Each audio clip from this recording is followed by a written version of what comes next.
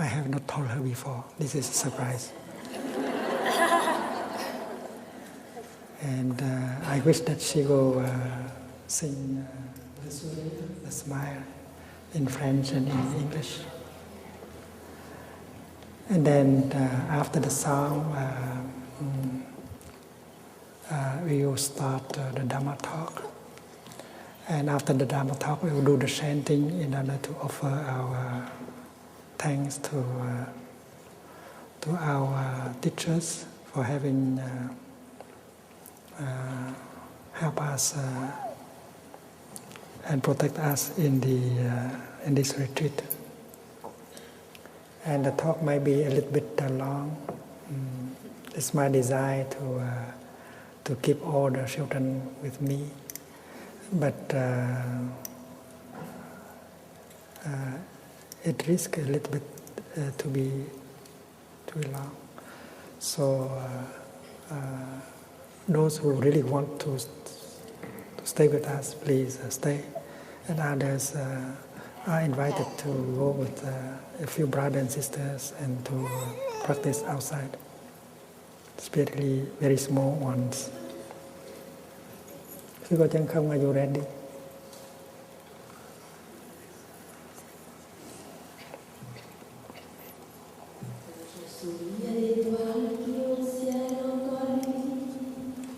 Au soleil qui lentement nous sort de la nuit,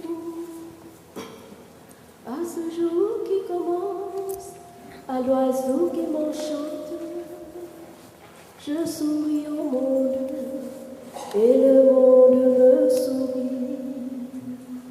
Je souris à l'enfant qui vient sur mon chemin, je pense aussi à tous ceux qui ont faim, ceux qui loin dans ce monde vivent dans la misère, qui ont connu la guerre, qui ont perdu leur mère. Si parfois mon sourire se mouille de pleurs, en voyant de ce monde la profonde douleur, je veux sourire encore à travers mes pleurs, sourire à la vie, sourire à la mort. Et un jour viendra où il fera très froid, où je ne laisserai plus la trace de mes pas. Par le courant de la vie qui jamais ne s'arrête, me laisserai-je entraîner sans regarder derrière. La peur alors ne fermera plus le chemin. Mon cœur tout grand s'ouvrira enfin.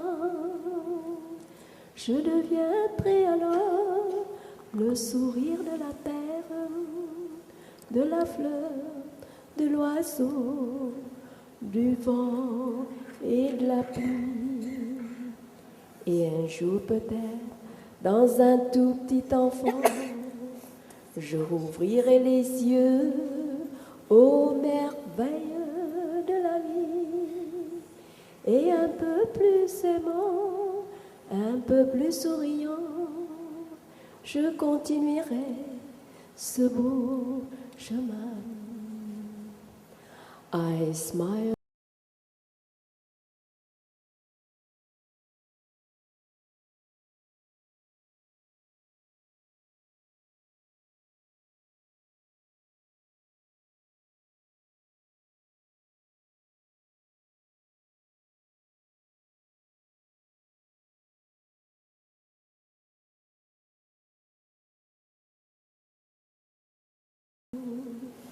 I smile to the child that crosses my way. I remember also on those who are hungry, those who live in misery all over the planet, who have to face the war, who lost their mother. If sometime my smile is moistened by tears, when I see the great pain that spreads over the world, I shall still be smiling with tears in my eyes, smiling to life, smiling to death. And one day will come when it is bitterly cold, when even my footstep will not leave any mark. The never-ending current of life's energy will carry me along, and I will not look back. The fear will no longer block my way. My heart finally opens very wide. Then I will become the smile of the earth, of the flower, of the rain, of the sun and the wind.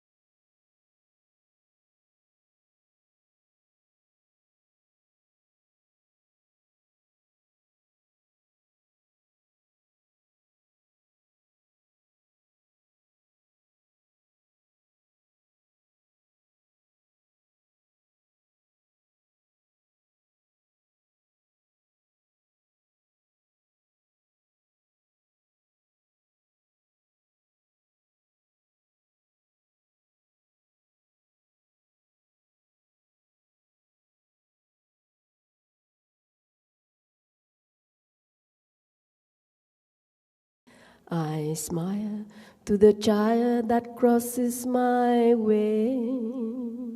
I remember also on those who are hungry, those who live in misery all over the planet, who have to face a war, who lost their mother.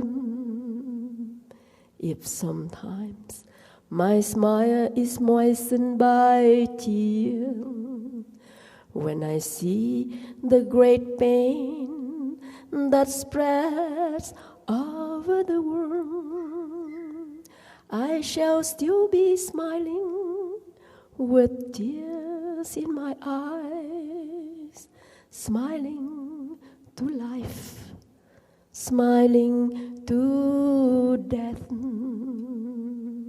And one day will come when it is bitterly cold, when even my footstep will not leave any mark. The never-ending current of life's energy will carry me along, and I will not look back.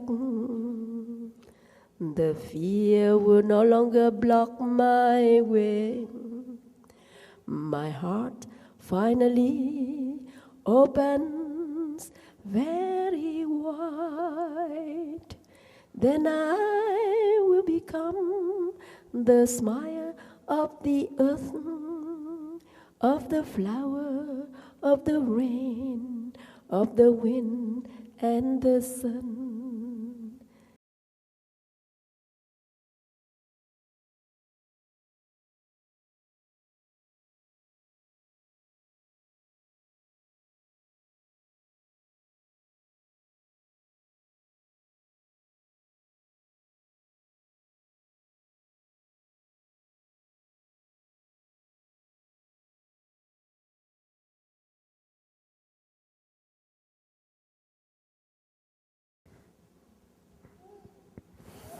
Fine for the small ones to go out and play and practice.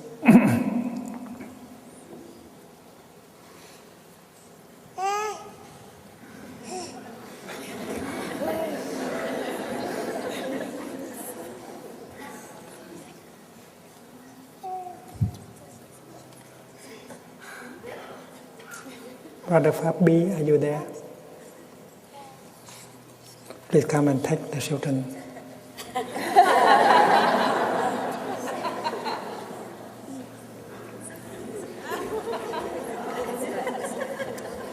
Attachment.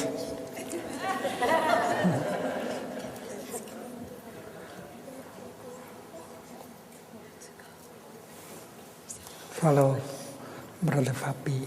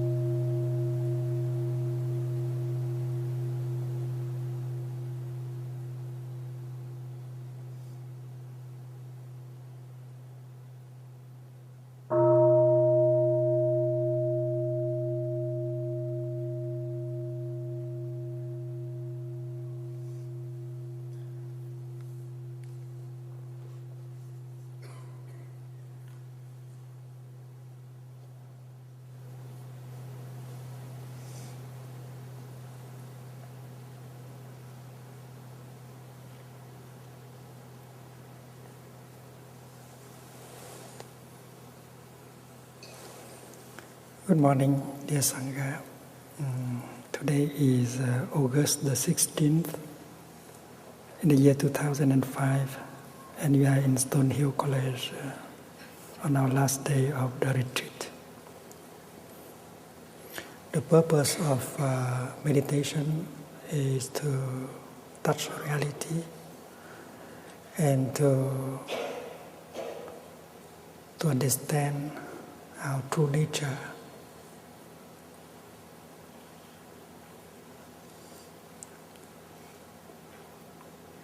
If we learn, if we know how to die,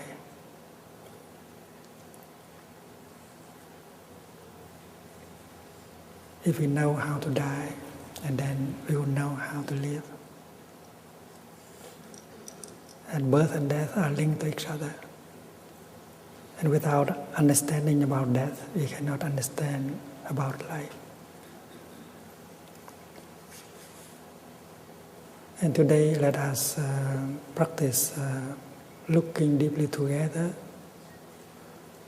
into the topic of birth and death.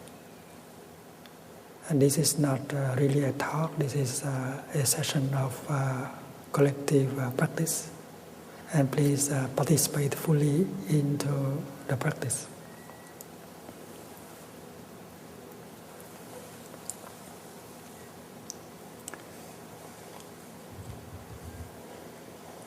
This summer in Europe,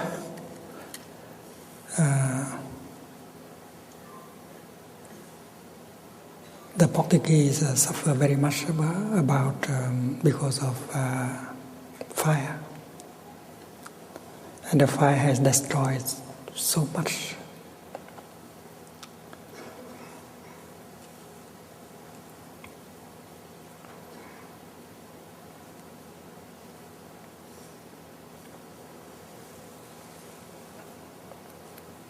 I'd like to invite you to observe, to look deeply into the nature of a flame.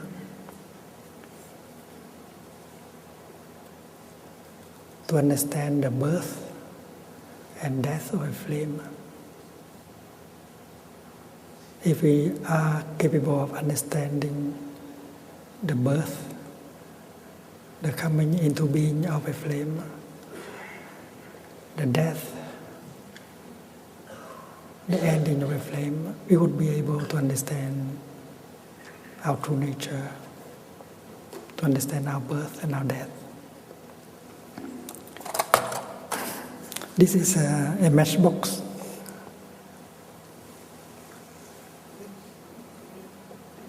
Produced in the United States of America. And if you look into the matchbox, you can see the flame. We know that the flame is there, hidden somewhere in the matchbox.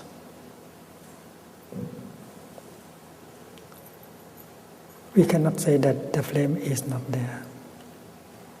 It is somewhere there, somehow there. It has not manifested, but we cannot qualify it as non-existing.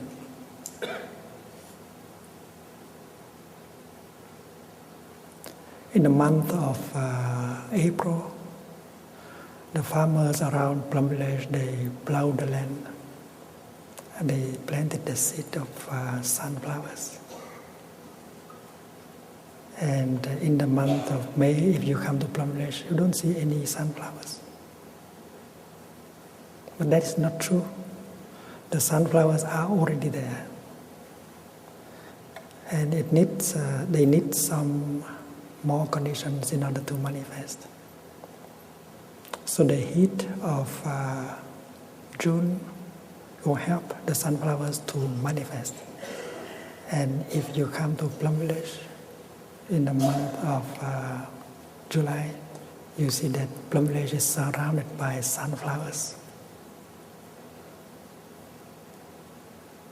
So when the sunflowers have not manifested themselves, we cannot say that they do not exist.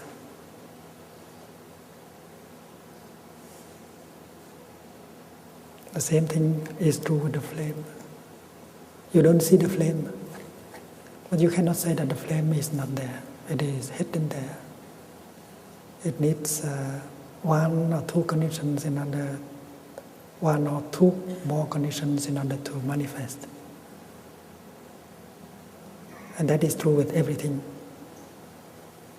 With a flower, with a cloud, with a child. We know that this hall is filled with television, radio signals. Because we don't have a television set, that is why we cannot perceive these signals. It's filled with the signals. We cannot qualify them as non-existing. So what you do not perceive, you cannot say that it's not there. They might need one or two conditions for you to be able to recognize them.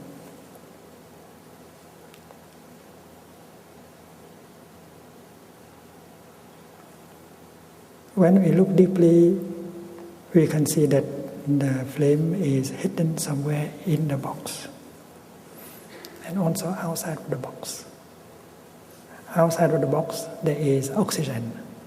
And we know very well that without oxygen, a flame can never manifest. And the flame might be in my fingers, because with my fingers, I can offer one last condition for the flame to manifest. So when we practice looking deeply, because meditating means looking deeply, you will see things that other people don't see.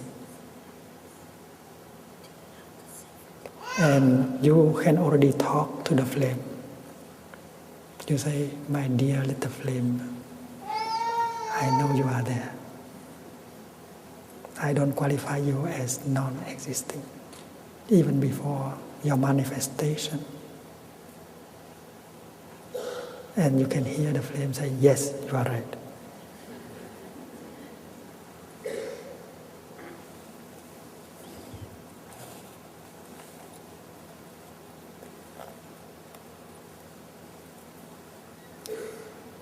And we tell the flame, dear little flame,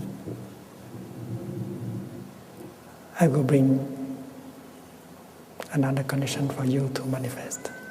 I know you are there, please manifest yourself. And the flame manifests.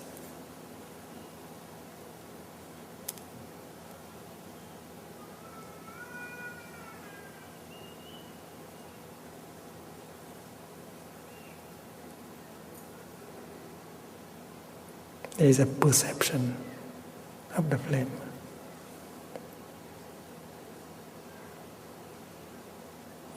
Before its manifestation, we could not say that the flame did not exist. That is why when it has manifested, we cannot say that it is existing anymore. It is existing either.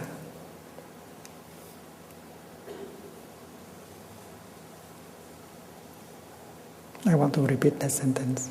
Before it has not manifested, we could not say that it did not exist. And after the manifestation, we cannot say that it exists either.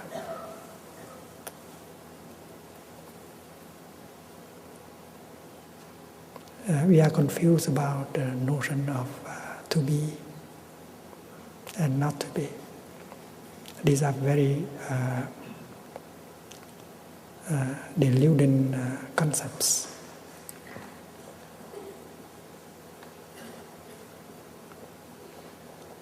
We might ask the little flame. We might ask the little flame, my dear little flame, where have you come from?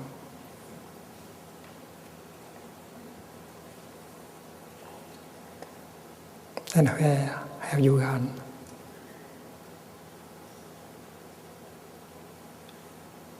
And if you really ask the question with all your concentration, you can hear the answer given by the flame. Dear Thầy, dear Sangha, I have not come from anywhere. I have not come from the east.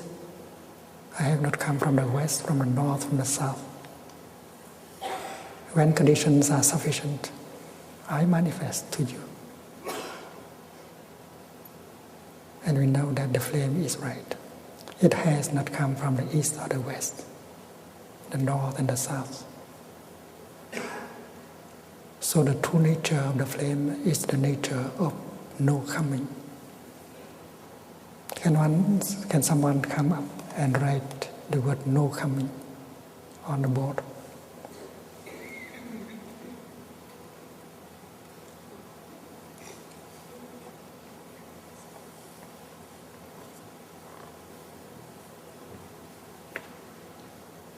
No coming.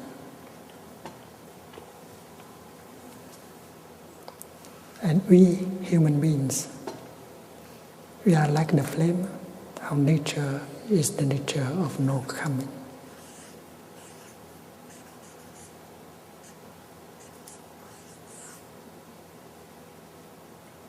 So when people ask you where you come from, you can say, I come from New Jersey. But you can say that I have come from nowhere.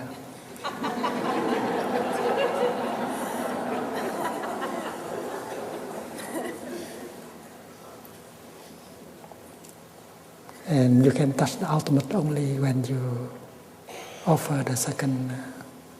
You can help the other person touch the ultimate only if you give him or her the second answer. And we continue to ask the flame, where have you gone? Because we believe that it is no longer there. My dear little flame, where have you gone? And if we listen deeply, you will hear, dear Thầy, dear Sangha, I have not gone anywhere. I have not gone to the east, to the west, to the north, to the south. My nature is no going. When conditions are sufficient, I manifest. When conditions are no longer sufficient, I hide myself. I stop manifest. I stop manifesting in order to manifest in other ways. There again, the flame is right. It has not come from anywhere, from north, from south. And that is why the true nature of the flame is the nature of no coming, no going.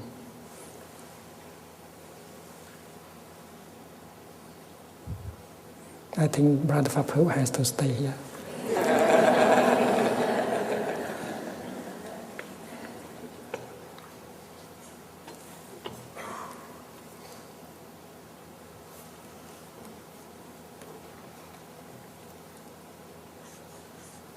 The Pháp Hữu began as a novice at the age of 13, 14.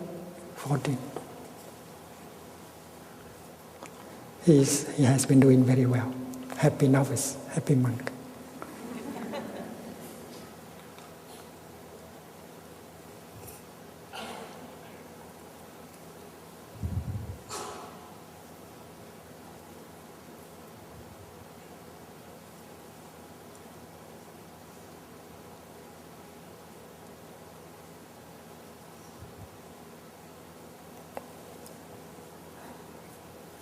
Look at this tiny piece of paper and look with your concentration. When I look deeply into this sheet of paper, I can see a cloud floating in it. You don't need to be a poet in order to see a cloud in a piece of paper. We know very well that if there were no cloud, there would be no rain, and the trees would not be able to grow. And without the trees, you cannot make the paste for the paper. So really, the cloud is in here, is inside the paper. Paper is made of non-paper elements, and water cloud is one of these non-paper elements. You can see the rain, you can see the forest, the trees. With the eyes of a practitioner of meditation, you can see things that other people cannot see. When I touch the sheet of paper, I touch the forest, I touch the trees. If you remove the forest, if you remove the trees from the sheet of paper cannot be there for you. So I touch the cloud, I touch the trees. And you know that the trees carries the earth. Without the earth and the minerals underneath, the trees cannot grow up. And therefore when I touch the paper, the tree, I touch the earth, I touch the minerals. They're all here. And when I touch the sheet of paper, I touch the sunshine. Without the sunshine, no trees can grow. I can touch the sun without burning my finger. And that is why we see that everything can be found, can be touched in a sheet of paper. And now as we ask about the coming of the sheet of paper, and we discover the same thing. The paper has not come from anywhere. It only manifests itself in the form of a sheet of paper. And before taking the shape of a sheet of paper, it has been other things like the trees, the cloud, the sunshine.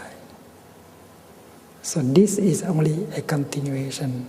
This is not a creation. To create means from nothing you become something. From no one you suddenly become someone. But this is not. The paper has not come from nothing. It has come from the trees, from the sunshine, from the cloud, from the earth, from the worker in the mill. So the nature of the sheet of paper is the nature of no birth. To be born, we think that to be born means from nothing you suddenly become something. From non-being you become being. From no one you become someone. That means to be born. That means birth. But looking deeply, we see that before taking the shape of a sheet of paper, the sheet of paper had been something else. And you can point to the trees, and the trees can be seen here. Dear Thai, dear Sangha, in my former life, I have been a tree. I have been a cloud. And there we can believe the sheet of paper. It is telling us the truth. And the true nature of the sheet of paper is the nature of no coming, no birth. And that is true with the flame also.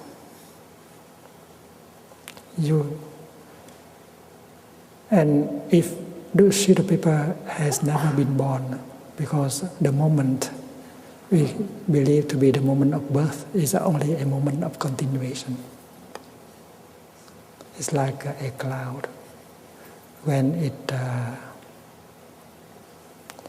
it becomes rain, that is not a moment of death. That is only a moment of continuation. Because to die, in our mind, to die means from something you become nothing at all. You become a nothing.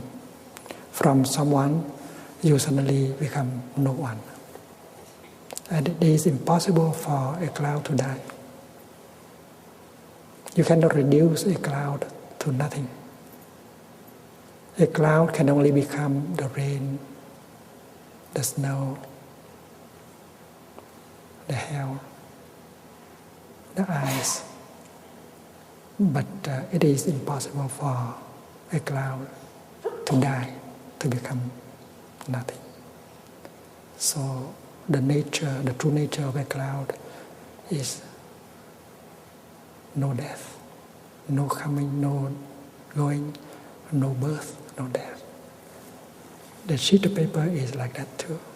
Even if I burn the sheet of paper, I cannot reduce it into nothingness. If you observe the burning of the sheet of paper, I can ask the flame to do so, but we are powerful enough to see without the form. And in the process of burning, we can see the manifestation of heat. Be careful, you burn your finger. And the heat penetrates into all of you, into the cosmos. That is a continuation of the paper. The stopping of one form of manifestation is at the same time the beginning of other forms of manifestation. And because you observe it with all your concentration, you see smoke rising. Again, smoke rising is a new continuation of the piece of paper. And then we can look up and say, bye-bye, sheet of paper. See you again soon. Because the sheet of paper is now in its new form, smoke. It will join a cloud. And tomorrow we might encounter it again in the form of a raindrop right here on our forehead. We have to recognize the sheet of paper in its new manifestation, the heat that is now in us, that is now in the cosmos, the smoke that is now in the sky, and maybe tomorrow in our cup of tea. And that is what practitioners of meditation can see.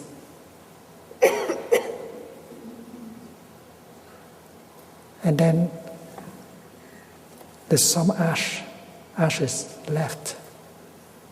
And the novice can put the ash back to the ground. And maybe in a few years, we have another retreat in Stonehill. And you see a grass blade, which is the continuation of the ashes. So you cannot reduce something to nothing at all. A sheet of paper, like a cloud, can never die. It can only be transformed into other forms. And that is why the true nature of the flame, the true nature of the paper, the true nature of the cloud is a nature of no coming, no going, no birth, no death. No birth, no death.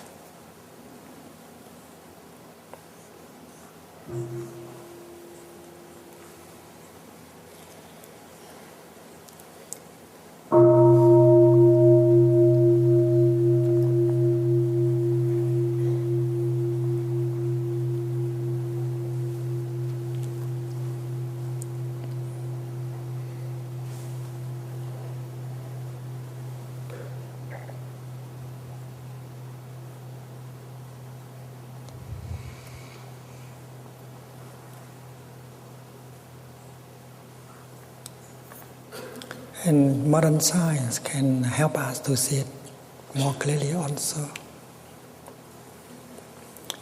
The French scientist Lavoisier said that nothing is born, nothing dies. Rien ne se crée, rien ne se perd.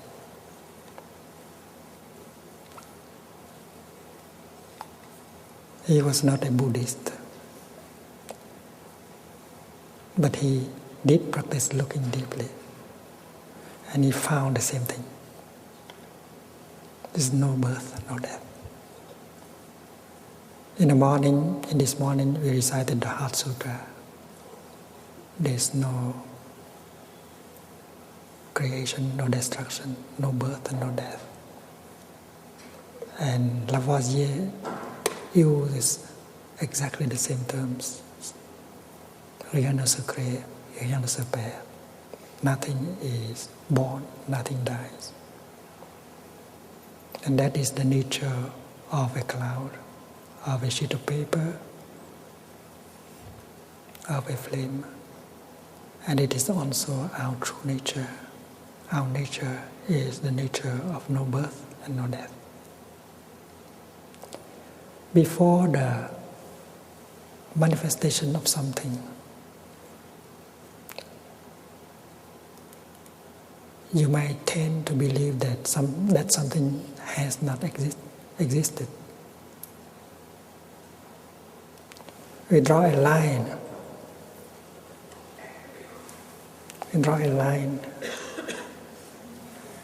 Representing time.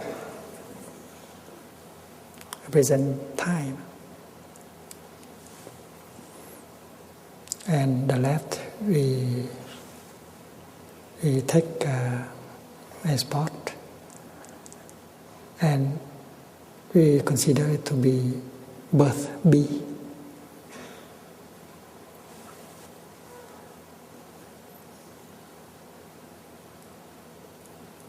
After B, you can see the manifestation. And you tend to qualify it as a being, existing.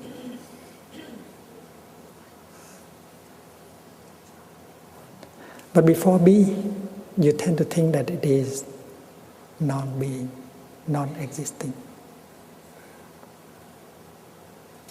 Remember the flame? Before we have it manifest, we already knew that it was there. We cannot qualify that as non-being, non-existing. So the section before B cannot be qualified as non-being, cannot be qualified of non-existing. And if the segment before B could not be qualified as being or non-being, the section that comes after B cannot be qualified as being or non-being either. This is very important. It is only a continuation.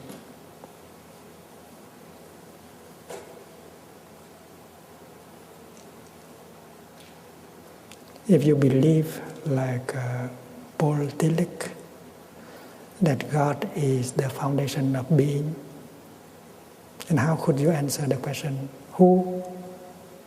what is the foundation of non-being?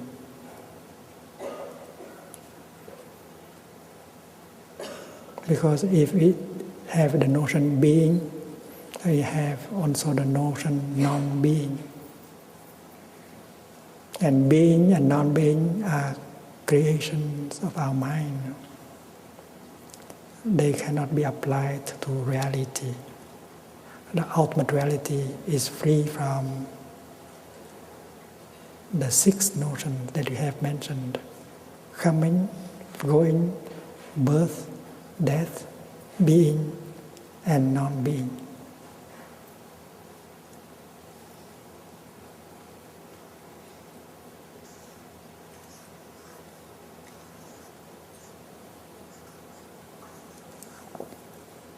Every one of us has a birth date. And we really believe that we did not exist before our birth. But that is not true. Everyone knows that. We have been there in the womb of our mother for a long time, at least 6 months, 9 months. And if something is already there, why it needs to be born? Because in our mind, to be born means from nothing, you become something. From no one, you become someone.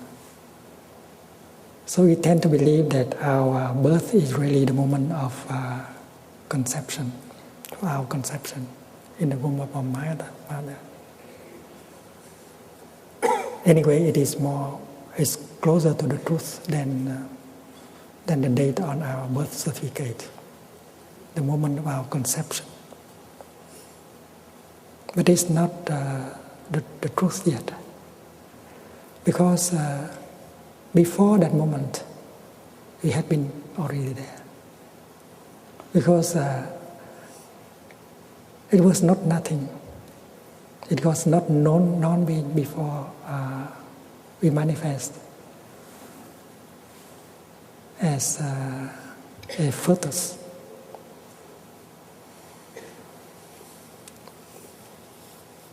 We have been maybe half in our father, in our mother. We have always been there. And not only the moment of our birth is a moment of continuation,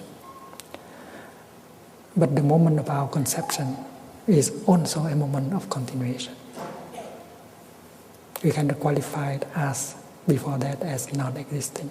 We have been there before, in our father, in our mother, in our ancestors, a long continuation. So we are on our path, our way to look for ourselves.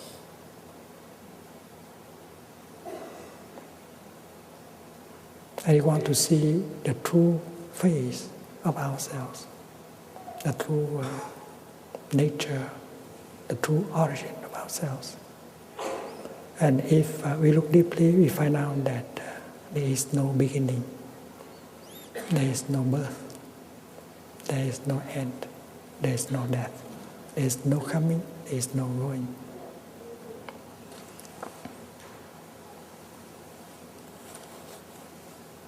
I want to ask the little flame to manifest again. We need you.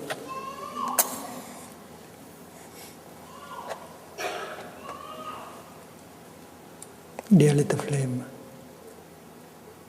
are you the same flame that I have seen before, or are you a different one?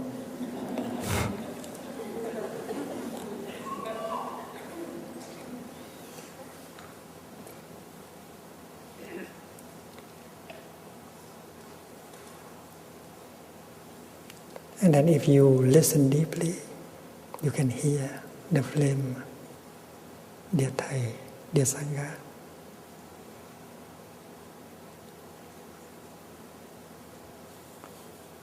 I am not exactly the same flame but I am not a totally different flame.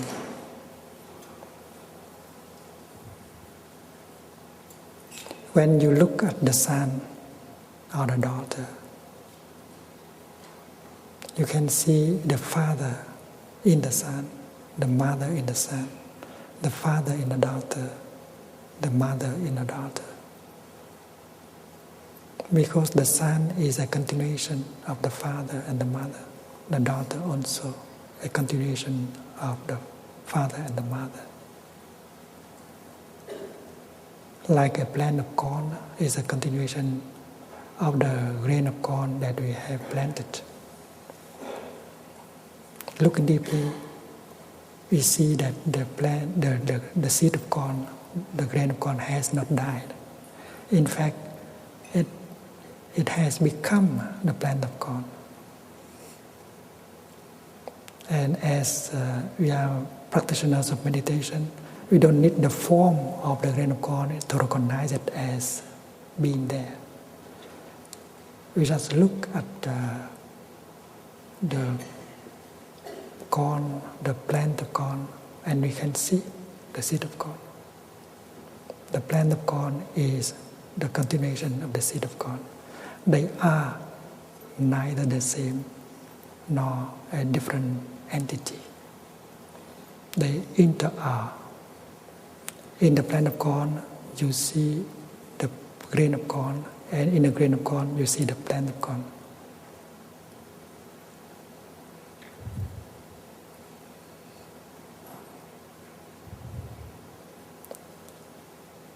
When you look into your family album, you may see your picture as a 5-year-old boy, 5-year-old girl, or the picture of your father, your mother as a 5-year-old child. And now, you are 30, you are 50, or your father is 50 or 60. Are you the same person with the 5-year-old child. They took your picture when you were 5, and now you compare that picture with you see a big difference. Forms, feelings, perceptions, mental formations, consciousness, everything has changed. So different. You still bear the same name, David, Henry. But the reality is not exactly the same. You have changed so much from 5 to 50. So if you are asked whether you are the same with the 5-year-old child, you cannot say exactly, I am. I am the same person with the 5-year-old child. It's me. Because you look so different. And you feel so different. So the better answer is that I am neither the same nor a different one. The Son is also the continuation of the Father. The Father is the continuation of the Father when he was 5-year-old. And the Son is also a continuation of the Father. And that is why, looking deeply, he sees his Father fully present in him. You cannot take your Father out of you. You cannot take your mother out of you. That is the fact. Even if you hate your father, if you hate your mother, you cannot remove him or her out of you. They are actually in you. Because you are his, her continuation. That is the fact. So getting angry at him means getting angry at yourself. Getting angry at her means getting angry at yourself. The only alternative is to reconcile with him inside of you. Dear Father, I know you have suffered. You have not had an opportunity to learn and to practice loving kindness and understanding. That is why you have made yourself suffer, and you have made me suffer. I am your continuation. I vow to do better. I want to transform. Transform myself means transform yourself. And this transformation is for my children also. Because if I keep that in me untransformed, I will continue in very much the same way. I will transmit the afflictions, the habit energies, the suffering to my children.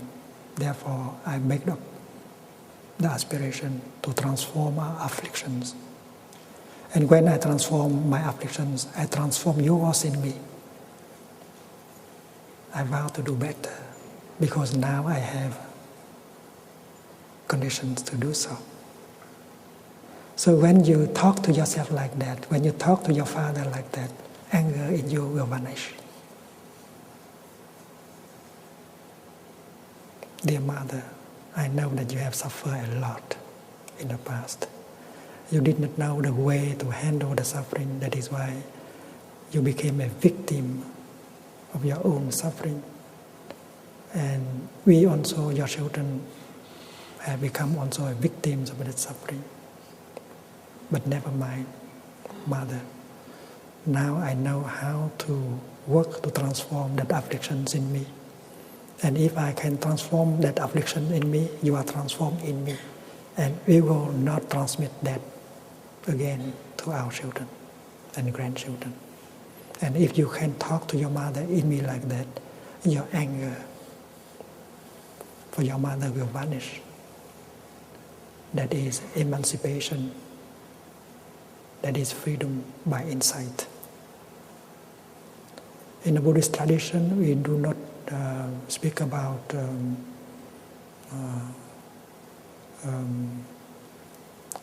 emancipation, salvation, by grace. We speak about salvation, emancipation by insight. And insight is what we get with the practice of looking deeply. And the Buddhist tradition offers us the techniques, the way, the practice of looking deeply so that we can get the insight. And that insight will help transform the suffering in us and in other people. If you understand grace as understanding and compassion, then we can use the word grace.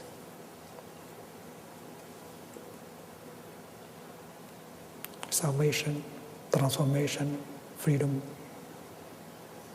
through understanding, through compassion, through insight. If you are too busy, you have no time enough to live deeply, to look deeply, and therefore we don't have the insight that we need in order to transcend fear and anger and despair.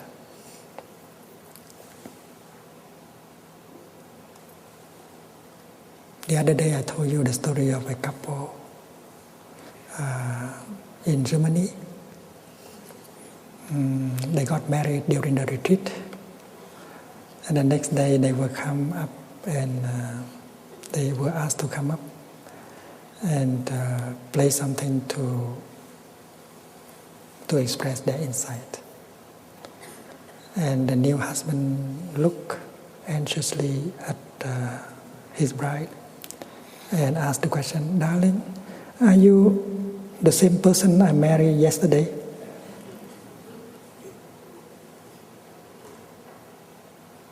And then with a smile, she looked at him and said, "Don't worry, darling. Although I am not exactly the same person, I am not another person either." And that is the truth. Because the truth is everything changes. That is the truth of impermanence. The truth, the reality of impermanence has been recognized by wise people, East and West, North and South. We know that things are impermanent, and we also are impermanent, we change. That is why we cannot remain the same thing, the same person forever. And impermanence means non-self. Self is an unchanging entity. Looking deeply into 5 elements that make ourselves: form, feelings, perceptions, mental formation, and consciousness, we see that they are rather a processes, and not a thing. It's like it has the nature of cinematography, always changing. They give impression that you are always the same person, you are always the same thing. But the fact is not, you are ever changing. And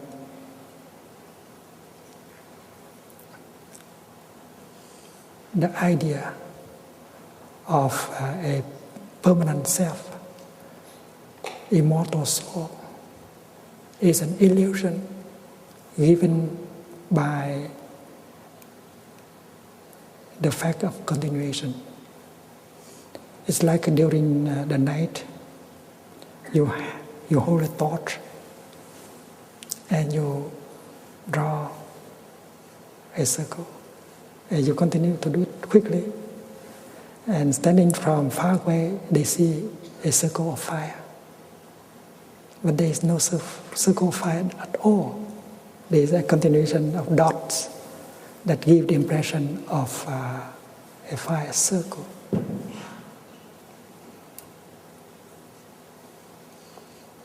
So Henry Bergson has said that consciousness has the nature of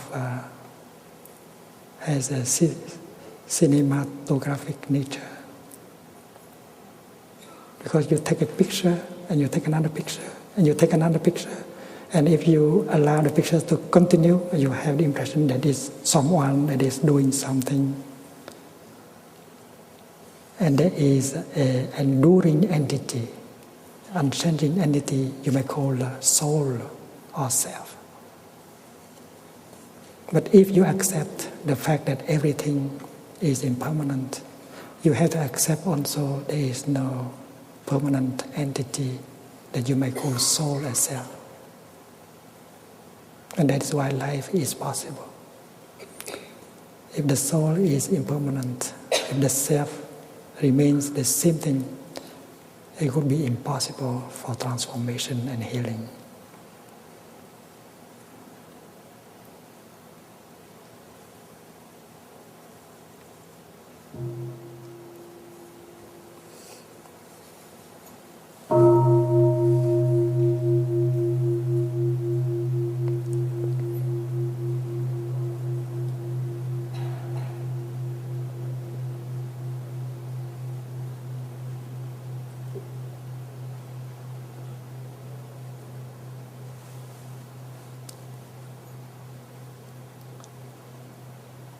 On the right, we may choose a spot and we write the word D, means death.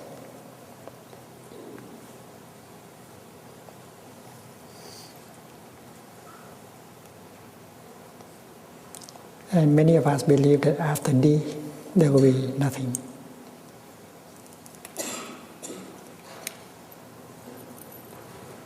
How could it be? The people who speak, who ask the question whether there is life after death. Is life after death.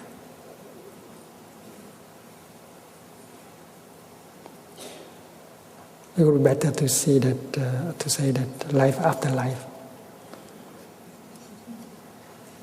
Because if it is really death, then how could it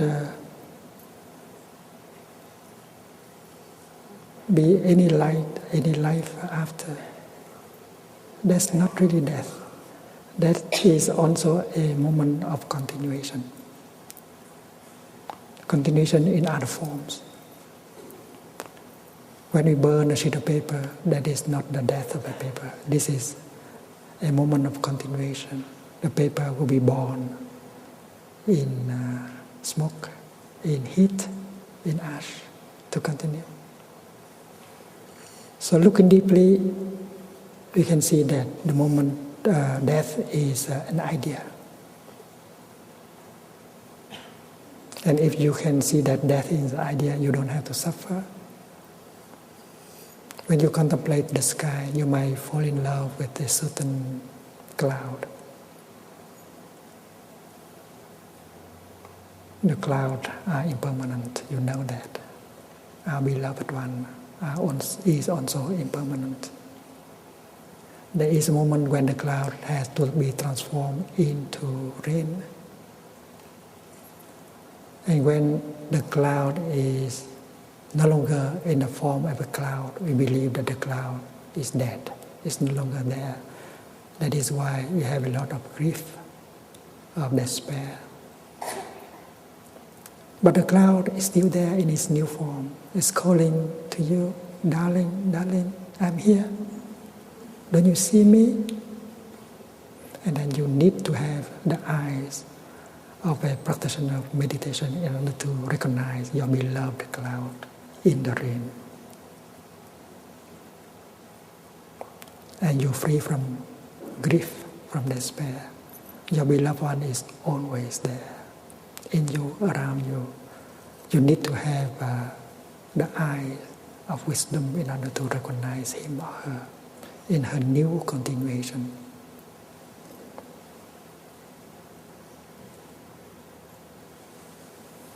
Holding the cup of tea in my hand, I look deeply and I see that this tea that I drink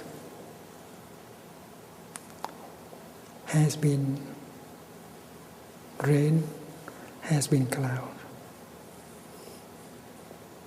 And I get in touch with the cloud in this new life.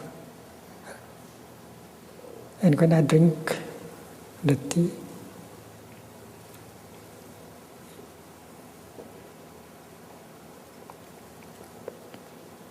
I get in touch with the cloud and the rain. I am drinking clouds every day. Anyway, there's a lot of cloud in me. 70% at least of me is made of clouds. Why do I have to cry over the death of a cloud? The person I love is in me and around me. I can get in touch with him, with her at any moment if I have the eyes of wisdom. I suffer, I despair because I don't have the insight. That is why insight delivers us from suffering and despair.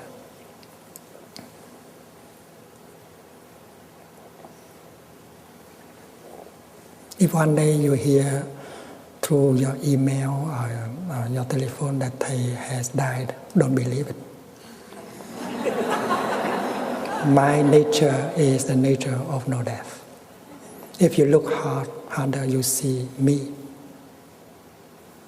around you and inside of you.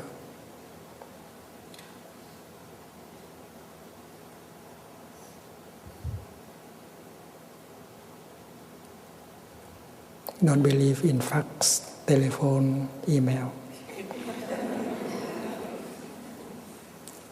And we know that the segment from B to D is a form of manifestation. You cannot qualify it as being or non-being. And the segment after D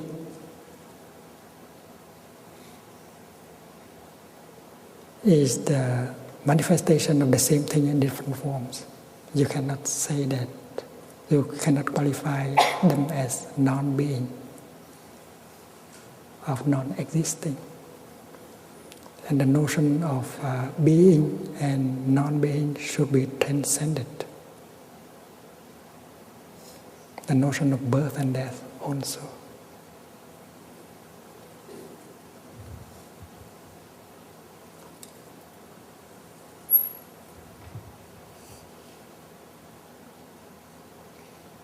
We have written on the board, no coming, no going, no birth, no death, no being, no non-being. I have not written on it the other couple, neither the same nor a different one. No same, no difference.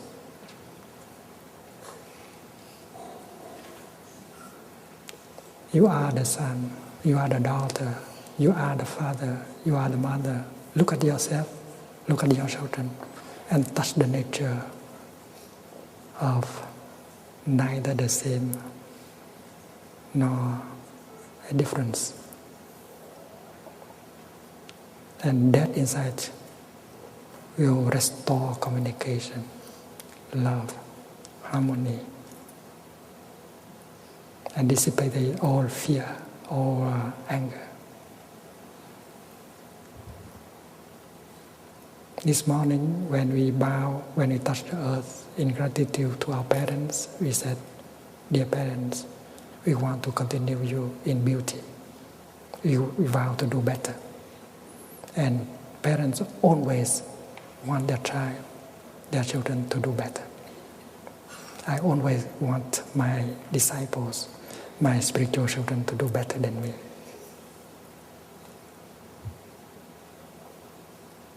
And when you communicate with your parents, your ancestors like that, they will be very happy. And with that communication, there is no longer any anger, any frustration. You are filled with compassion, understanding.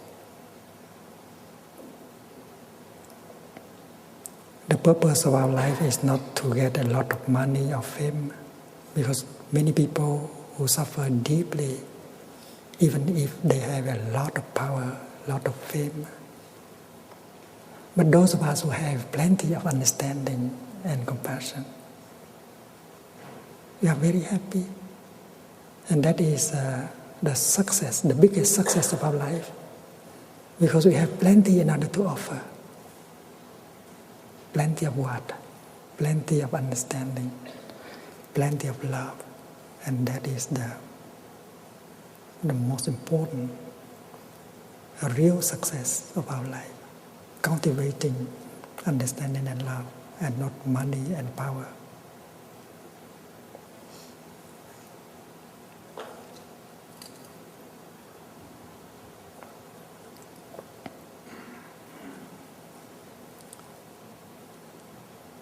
The Buddha did not spend a lot of time talking about how the world started and things like that, because his main concern is to offer the teaching and practice that can help people overcome their suffering. My teaching is about ill-being, suffering, and the way to transcend ill-being and suffering. He always repeats that. We do not have time to engage in metaphysical speculations. That is why he did not spend time to answer questions like whether the world is limited or unlimited, whether there is a boundary to the cosmos and not. He did not spend his time like Albert Einstein to do these kind of things.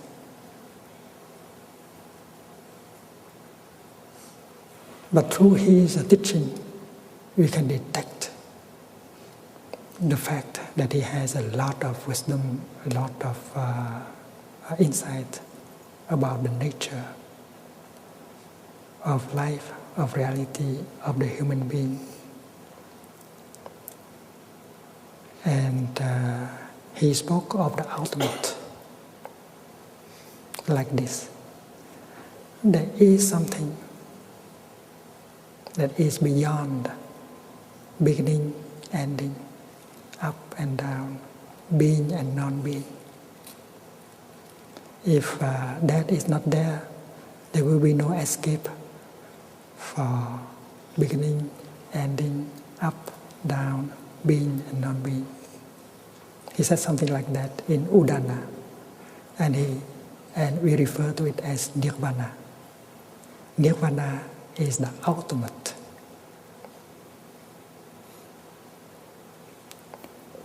Let us visualize a wave forming on the surface of the ocean. And visualize that we are that wave. There is a point of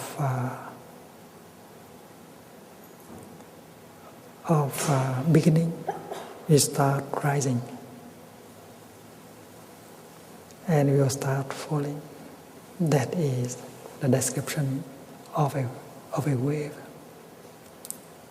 You can describe a wave as having a beginning and end, as high or low, as more beautiful or less beautiful than other waves. But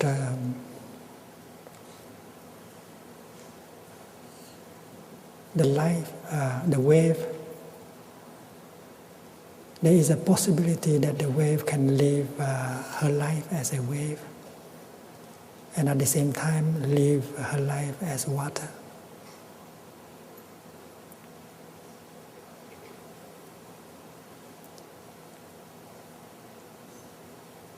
There are two dimensions to reality. The first dimension is called the historical dimension, where it seems to have a beginning and end, birth and death, high or low, being and non-being. But if we touch the historical dimension deeply, we touch the ultimate dimension. It's like if we touch the wave deeply, we touch the water in it. Because the ultimate dimension and the historical dimension, they are not separated. The moment when the wave get in touch with water and realize that she is water, she will lose all her fear, her jealousy, her despair. Before that, she was caught in the idea of beginning, ending, high, low, more or less beautiful. She's victim of fear, of jealousy, of craving. But once she touched her true nature of water, she knows that she is deathless, birthless, no beginning, no end. And the true nature of the wave is the water. And the water doesn't have to run after, the wave does not have to run after water. It would be funny if a wave is in search of water. But we humans, many of us are running, searching for our ultimate reality. We are running to look for God, for Nirvana.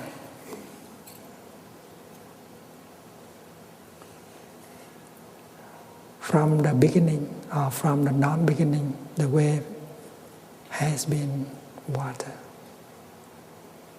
And our ground is the ground of the ultimate. Our true nature is the nature of no birth, no death. No coming, no going. Neither the same nor a different entity.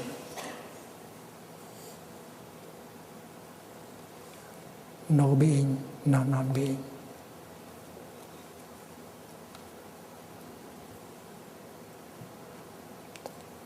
And we also have our historical dimension like a wave. We might be caught in the notion of birth and death, being and non-being, coming or going. That is why we suffer. But when we are capable of touching our true nature, the nature of Nirvana, we transcend all these notions and we become free. We are no longer afraid of birth, death, coming, going, being and non-being. And those of us who are afraid of being, and we want to escape by killing ourselves, we are seeking non-being. But being and non-being are just ideas, notions. And Nirvana means the absence of all notions, especially the four pairs of notions that we have talked about this morning. No coming, no going, no birth, no death, no being, no non-being, no same, not the same, not a different one. Because these notions are at the foundation of all our fear, our suffering, our afflictions.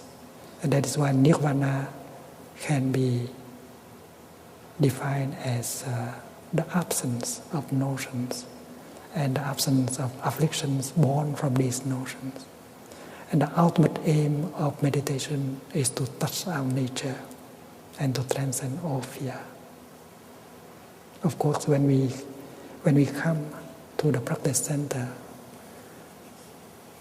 by practicing, we can get a lot of relief and transformation. But the biggest relief, the most important relief, we can get only when we can touch our true nature, the nature of no birth and no death, no coming and no going. And that we need time in order to look deeply, in order to touch our true nature.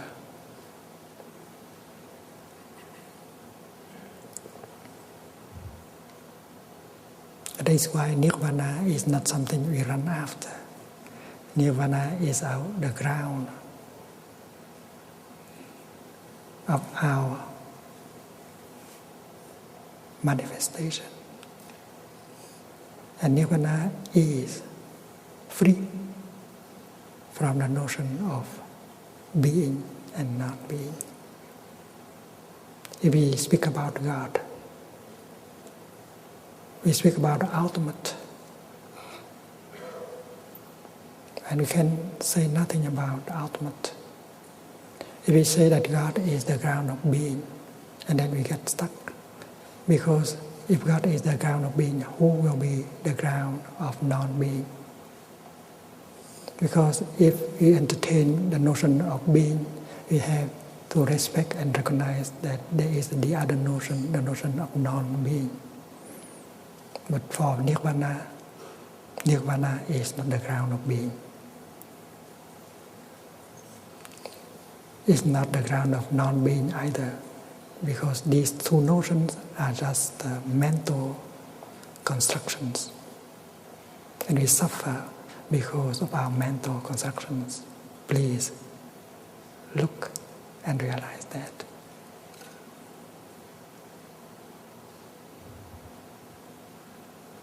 All suffering comes from our mind, not from outside.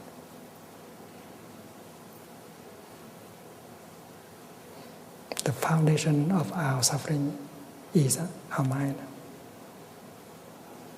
And the foundation of our happiness and freedom is also our mind. Understanding our mind. Removing wrong perceptions, false notions, and then we will be free and we will be enlightened. And we will not suffer anymore. If the Buddha has been able to do it as a human being, we can do it too. There have been generations of students that follow the Buddha, and many of them have realized what the Buddha has realized, touching our true nature of no birth and no death, and become free. And then, without fear, true happiness is possible.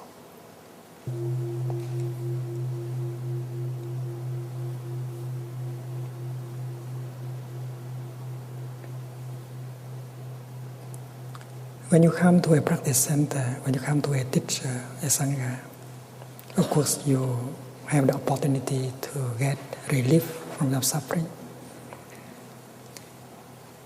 But ask for the greatest relief. Touching the ultimate in order to be totally free from fear. That is the greatest gift the Buddha wants to offer.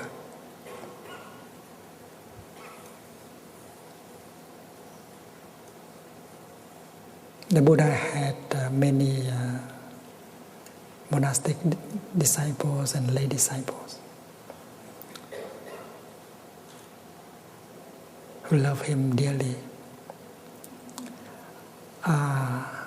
There was a lay person, a lay disciple of the Buddha whose name is Anathapindika. He was a businessman.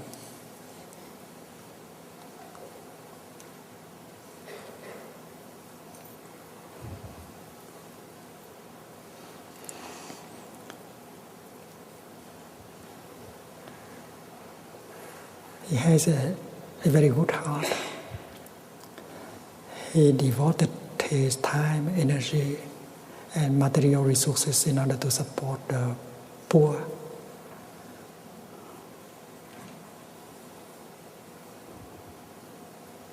The poor people, the lonely people. And that is why people in the city of Shravasti gave him that name, Anathapindika, the one who support the destitute, the poor, the lonely. His real name is Sudatta.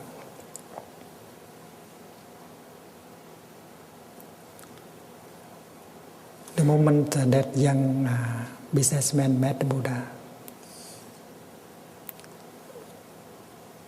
he fell in love with the teacher. And he wanted to offer a practice center to him in his own country, in the city of Shravasti. At that time, the Buddha was in the south, in Rajagraha,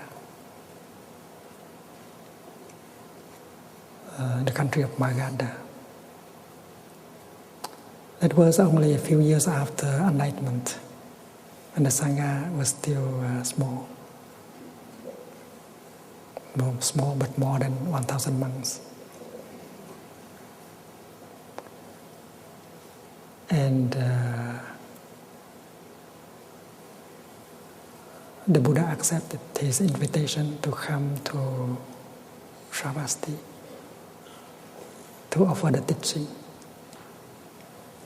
And Anathapindika asked the Buddha to allow one disciple of monastic disciple of his to accompany him, so that together they can prepare the ground for the teaching of the Buddha in the new country. So Shariputra, one of the outstanding monastic disciples of the Buddha, was appointed to go with Anathapindika, and they walk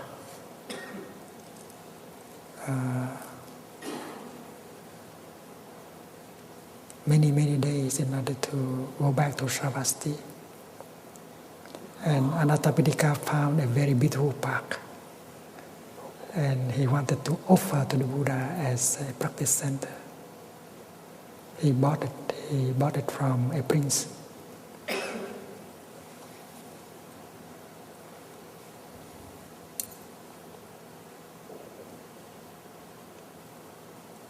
And when the Buddha arrived with his monastic Sangha,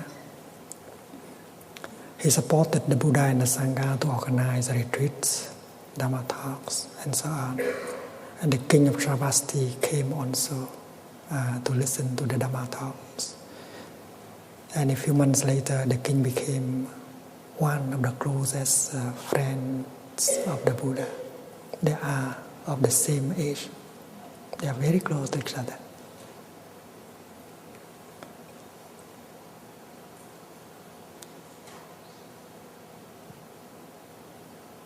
Anathapindika, as a businessman, supported the Buddha and the Sangha for more than 30 years. And he took a great deal of happiness in supporting the Dharma, the teaching, and the growth of the Sangha. He had so many friends. Once he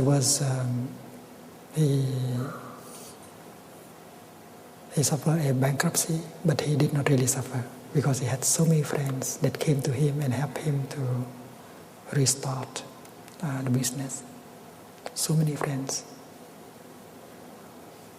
One day the Buddha learned that Anathapindika is very sick, and the Buddha came to visit him. And after that he appointed Sariputra, his beloved monastic disciple, to take care of Anathapindika, because they are very close friends.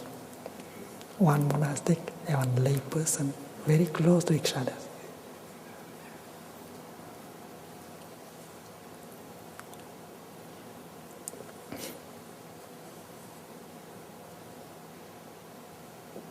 One day, Shariputra learned that Anathapindika was dying. So he invited his younger brother in the Dharma, the Venerable Ananda, to come with him to visit Anathapindika and to help him die peacefully and happily. When they arrived, Anathapindika tried his best to sit up, but his strength betrayed him. He could not sit up.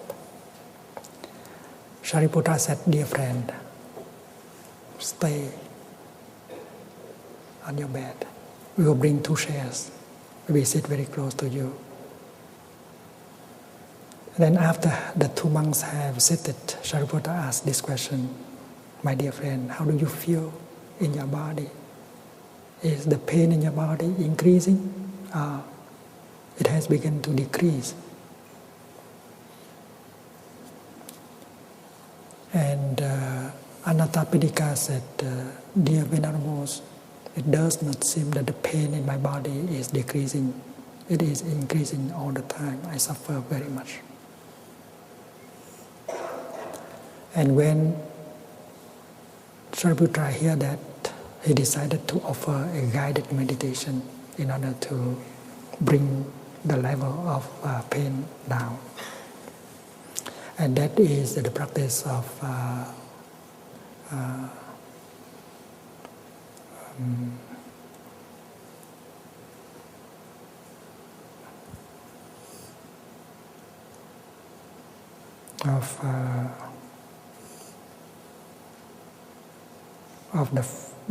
the four recollections.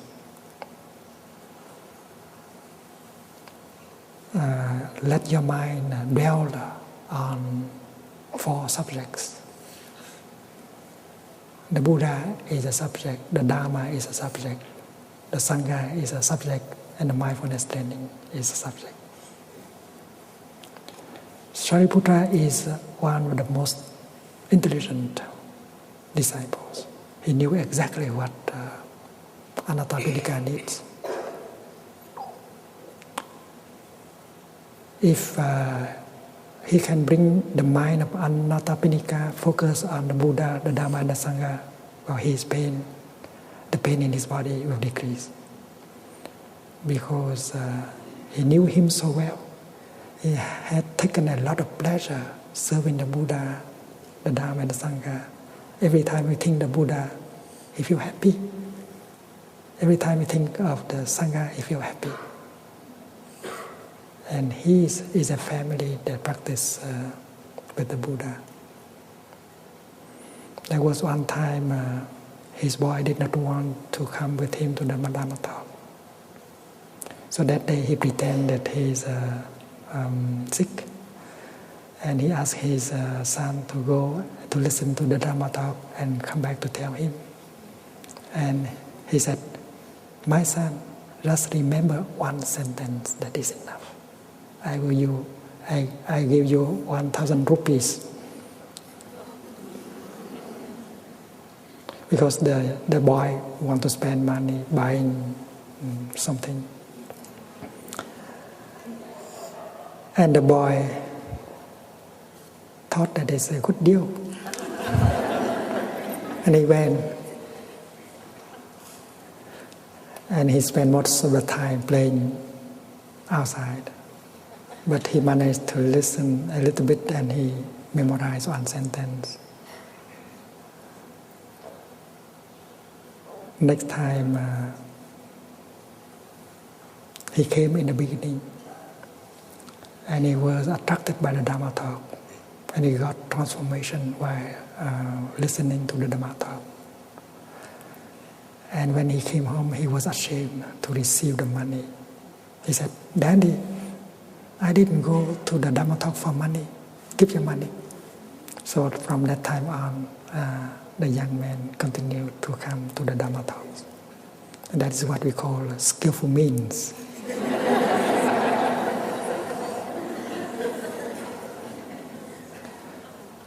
You know that there are many Vietnamese parents living in America. It's very difficult to raise them in a new culture. And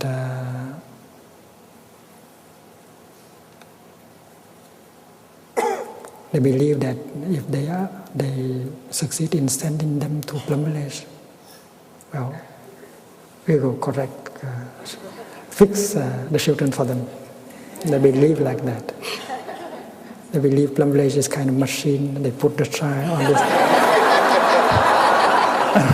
side, and then go into the machine, the child will come out very beautiful. So this summer, well, many children like that are sent to us. And they said, children, you go to France, And you can enjoy many things. The Eiffel Tower, Paris, many wonderful things. But when the children arrive, they go to Plum Village.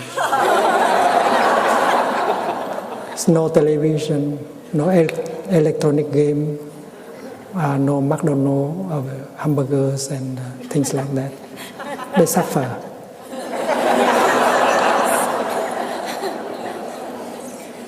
And poor monastic brothers and sisters, they had to handle that group of children. Like this one, he had to play with children.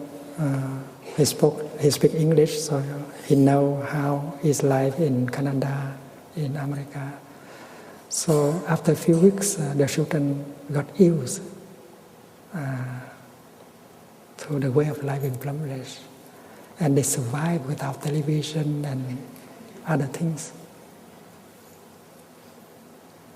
And that is, I don't know whether I can call it skillful means or not. But we want more than that. We want the parents to come and to practice with their children. They cannot leave their children to us like that.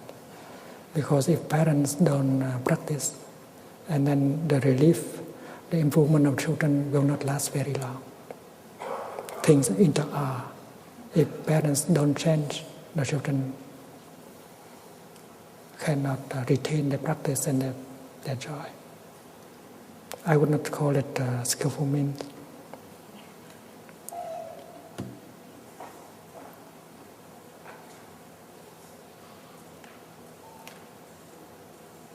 And together, the two monks and the dying person practice the recollection of the Buddha. They focus their attention on the Buddha. And yesterday you have heard the chanting on the four recollections. And the four recollections, the text is printed in the Plum Village chanting book.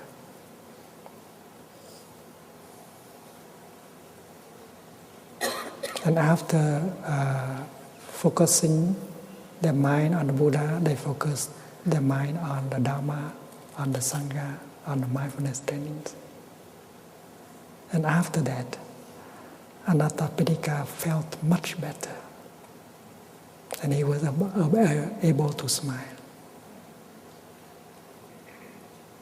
For the person who is dying, if you are there, and if you can touch the seed of happiness in him or in her, if you know the person, if you know that what kind of joy and grief that person has gone through, you will be able to help him or her. Just be there, talk to him or to her, and help him or her touch the seed of happy memories in him or in her. It will work. It will help restore the balance. And it is easier for him, for her to bear the pain, not too difficult. Every one of us has the seed of spirituality, love in us. But when we suffer so much pain, we forget. And if someone comes and touch these seeds, well, we'll be able to restore the balance and we can smile.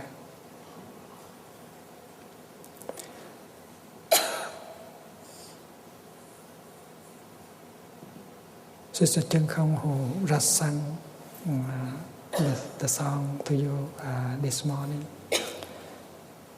she had a sister living in America. And one day in the hospital,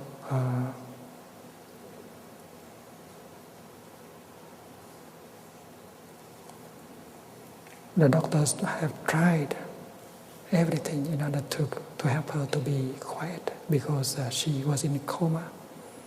But she had so much suffering and fear within herself That is why she could not stay calm. Her body was twisting, and she emitted the sound of suffering. And even her daughter is a physician. She could not do anything about it. And then Sister Thien Hanh arrived. And she had a tape, a cassette of the chanting Namo Avalokiteshvaraya. And she put the earphone into the ears of her sister and to begin to play the tape till she turned the volume a little bit louder. Because the sound can find its way in, even if you are in a coma. And the miracle happened. After 5-7 minutes, the sister stayed calm, and she stopped emitting the sound of suffering, screaming, and things like that, until she died. Of course, when she was young, she had gone to temple, she had heard the chanting, she had the seed of practice. And if you are able to touch the seed of spirituality, of peace, of faith in her, and then she can grasp that, and she can come back to herself.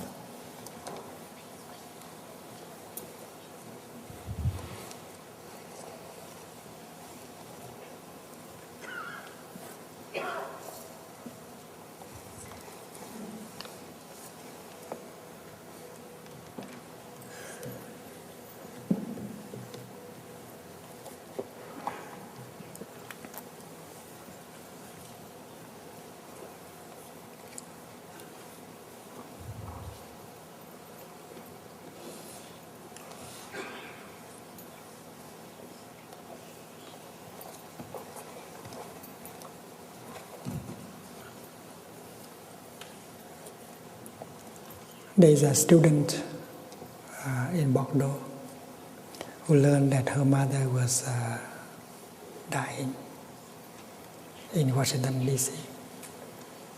So he came to Plum Village in order to get some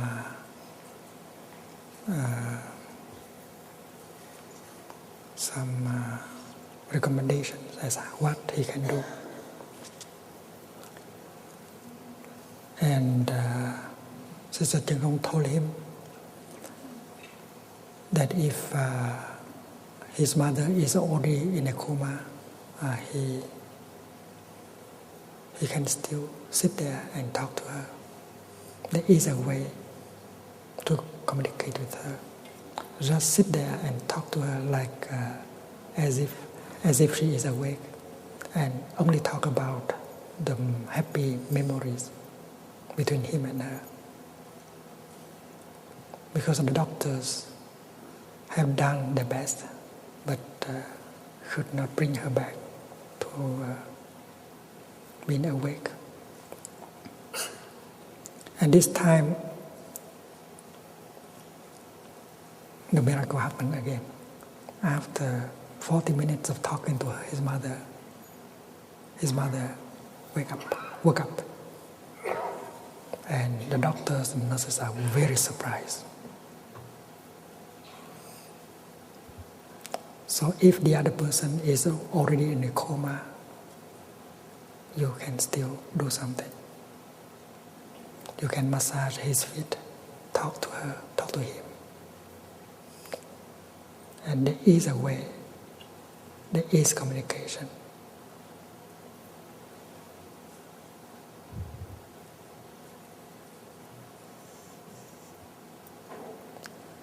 And Shariputra knew that Anattapindika has many seeds of happiness, serving the Dharma, the Sangha, the Buddha. That is why the meditation is to water only these seeds of happiness. And of course, Anattapindika restored his balance and was able to smile. You can help him or her to suffer less and to offer a smile.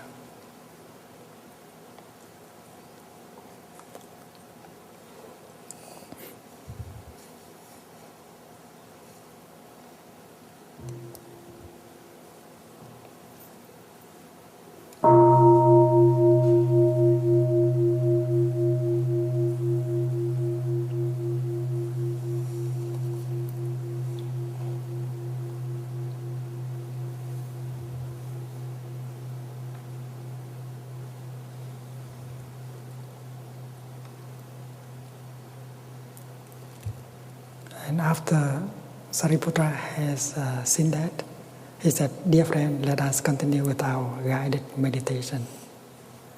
Let us focus our attention on our in-breath and out-breath. Breathing in, I know that these eyes are not me. I am more than these eyes. These ears are not me. I am more than the ears. This body is not me. I am much more than this body." And then he led Ananda and Anattapindika through the meditation on the 6 sense organs and their objects. The sounds are not me. The sight are not me. The perfumes are not me. The taste are not me. I'm much more than that. The element of water in me, the cloud, are not me. I am not attached to it. The element of fire, of heat in me is not me. I am not attached to it.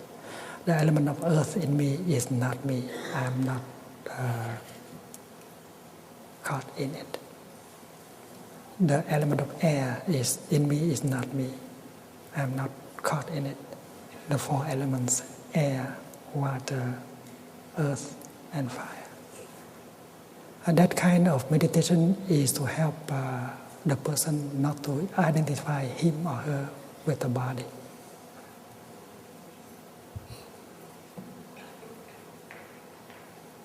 This body is not me.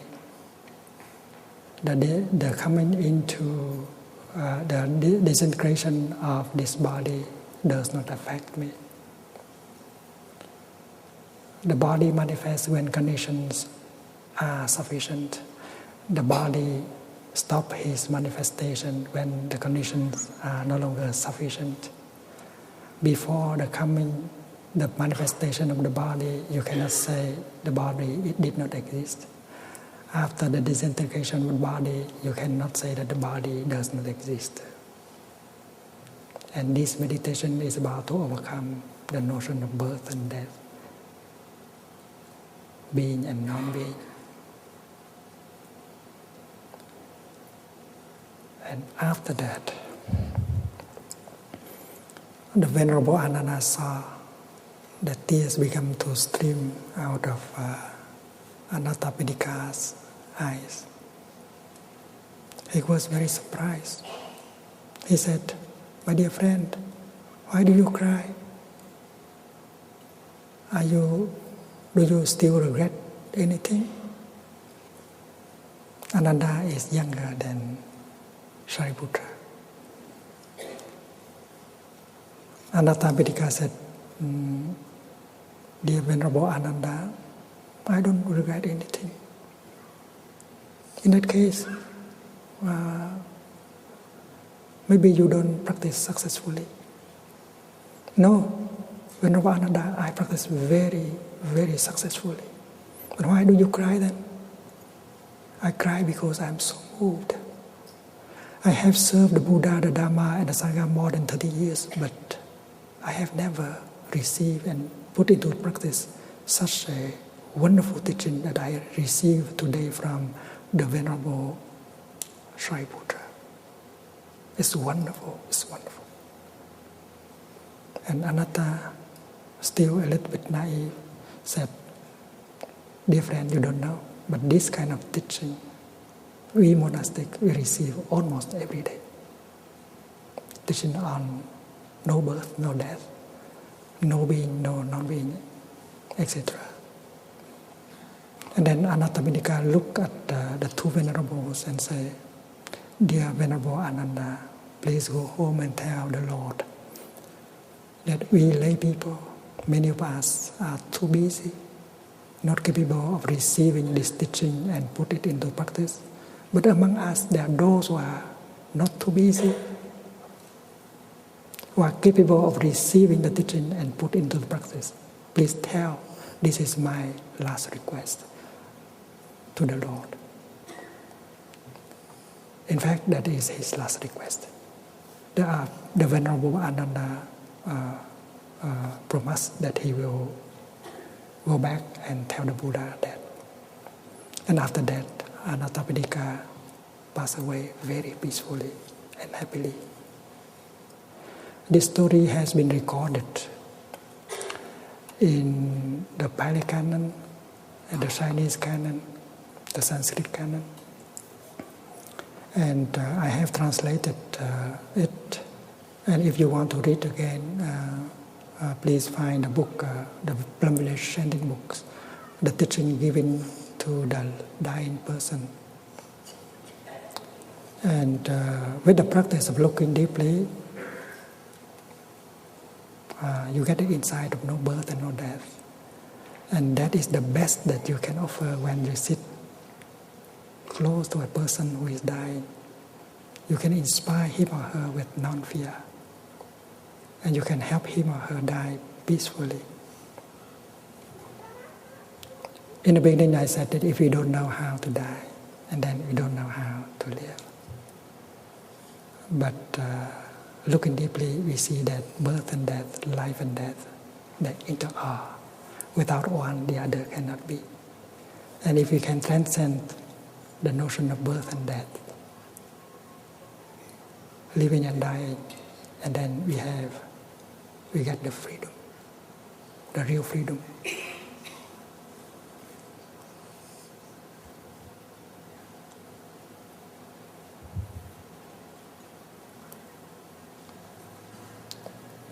It has been wonderful to be with all of you in this retreat, walking together, sitting together, eating together, breathing together.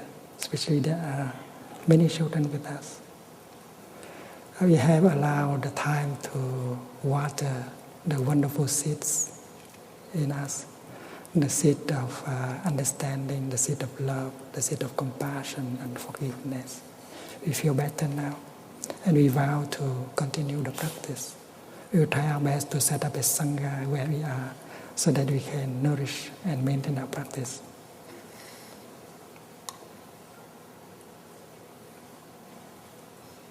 Please go home safely and bring the Sangha home into your heart. The Sangha will be your support. You know that you have a Sangha. It's time to ask the monks and nuns to come and to chant, offering our gratitude to our ancestral teachers and all the friends who have made this retreat possible for all of us.